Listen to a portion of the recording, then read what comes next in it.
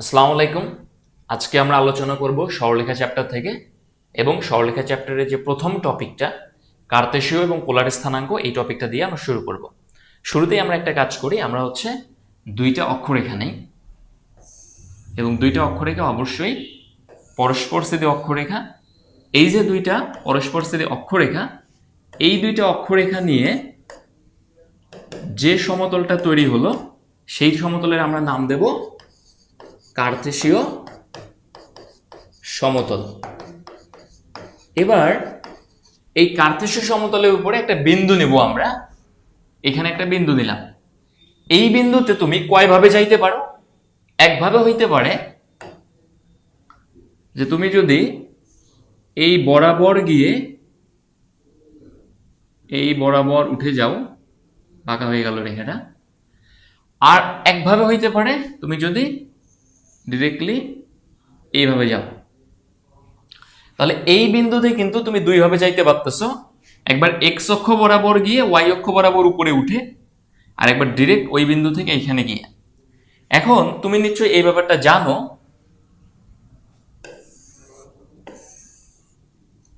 আমরা এই যে ধরো আমরা একটা বিন্দু দিলাম 3,2, এখানে একটা বিন্দু 3,2।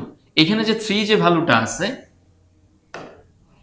এটা আসলে কি, যে তুমি এক ঘর দুই ঘর তিন ঘর গেছো, এক ঘর দুই ঘর উঠছো, মানে 3,2 মানে কি, যে তুমি এক্স অক্ষ বরাবর 3 একক দূরত্ব গেছো, ওয়াই অক্ষ বরাবর 2 একক দূরত্ব উপরে উঠছো, তাই না? আচ্ছা, এবার যদি এখানে চিন্তা করো, এক্স অক্ষ বরাবর যে দূরত্ব আমরা নাম দিলাম যে এই দূরত্বের নাম হলো এক্স, আর ওয়াই অক্ষ বরাবর যে দূরত্ব তার নাম দিলাম হচ্ছে ওয়াই। তাহলে আমরা এই বিন্দুতে, এই বিন্দুর একটা নাম দেই, নাম দিলাম পি বিন্দু। তাহলে পি বিন্দুতে তুমি কয়ভাবে যাইতে পারতেছো? একবার এক্স অক্ষ বরাবর এক্স দূরত্ব গিয়ে এবং ওয়াই অক্ষ বরাবর ওয়াই দূরত্ব উপরে উঠে তুমি পি বিন্দুতে যাইতে পারতেছো। তো এই যে এক্স অক্ষ বরাবর এক্স দূরত্ব গেলা, ওয়াই অক্ষ বরাবর ওয়াই দূরত্ব উপরে উঠলা, এটাই আসলে পি বিন্দুর একটা স্থানাঙ্ক, যে স্থানাঙ্ক হচ্ছে এক্স কমা ওয়াই। এই এক্স এর কিন্তু আবার একটা নাম আছে, এক্স এর নাম হচ্ছে ভুজ। আবার ওয়াই এরও আরেকটা নাম আছে, ওয়াই এর নাম হচ্ছে কোটি।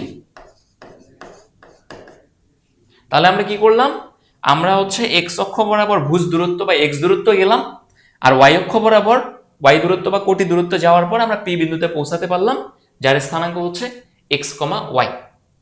এখন আমরা যে ডিরেক্টলি পি বিন্দুতে গেছি, তুমি একটু চিন্তা করো, যদি রেখাটা এরকম হয় যে এইভাবে করে যায় বা এইভাবে করে যায়, সে আসলে কিন্তু সরল রেখা তৈরি করে পি বিন্দুতে যাইতে পারবে না। তার মানে পি বিন্দুতে যদি সরলরেখা তৈরি করে তার যাইতেই হয়, তাহলে এই যে সে অ্যাঙ্গেলটা তৈরি করে আছে, এই অ্যাঙ্গেলটার নাম দিলাম ধরো থেটা। তাহলে এই থেটা অ্যাঙ্গেলের বেশি হলেও সে পি বিন্দুর উপর দিয়ে চলে যাবে, আবার থেটা অ্যাঙ্গেলে যদি কম হয় তাও পি বিন্দুর নিচ দিয়ে চলে যাবে। তার মানে পি বিন্দুতে যাইতে গেলে এক্স্যাক্ট একটা অ্যাঙ্গেল থেটা, এটাই মেনটেন করা লাগবে, ঠিক না ব্যাপারটা? আচ্ছা, এবার খেয়াল করো, এই যে অ্যাঙ্গেলটা এবং পি বিন্দুতে যে আমি গেলাম, তার মানে একটা দূরত্ব তো আছে, তাই না? মানে এখান থেকে শুরু করে থিটা অ্যাঙ্গেল মেইনটেইন করে সে একটা দূরত্বে গেলে পি বিন্দুতে পৌঁছাতে পারছে। তো ধরলাম যে এই দূরত্বটুকুর নাম হচ্ছে আর। তাহলে পি বিন্দুতে আমি আরো একভাবে পৌঁছাতে পারি, সেটা হলো আর এবং থিটার মাধ্যমে। কার কার মাধ্যমে? আর এবং থিটার মাধ্যমে। এবার এই আর এর কিন্তু একটা নাম আছে, এই আর এর নাম হচ্ছে ব্যাসার্ধ ভেক্টর। আমরা যদি এইদিকে লিখি, তাহলে আর হচ্ছে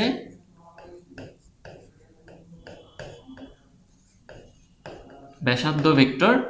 আর থিটার আরেকটা নাম আছে, থিটার নাম হচ্ছে ভেক্টর কোণ। ভেক্টর কোণ। তুমি একটা কাজ করতে পারো, এখানে ইংরেজি টার্মগুলো একটু মনে রাখতে পারো। যেমন এই যে আমরা বলছি ভুজ, এর কিন্তু আরেকটা নাম আছে ইংরেজি অ্যাবসিসা, ABSCISSA, অ্যাবসিসা। এবং কোটির কিন্তু আরেকটা নাম আছে, এর নাম হচ্ছে অর্ডিনেট। অর্ডিনেট। আর এদিকে যে ব্যাসার্ধ ভেক্টর, সেটাকে আমরা বলতেছি যে রেডিয়াস ভেক্টর।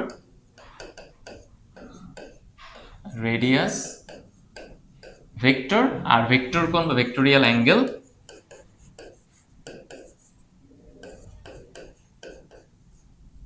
আচ্ছা, এবার দেখো আমরা এক্স ও ওয়াই কে বলি যে কার্তেশীয় স্থানাঙ্ক, আর ও থিটাকে আমরা বলি পোলার স্থানাঙ্ক।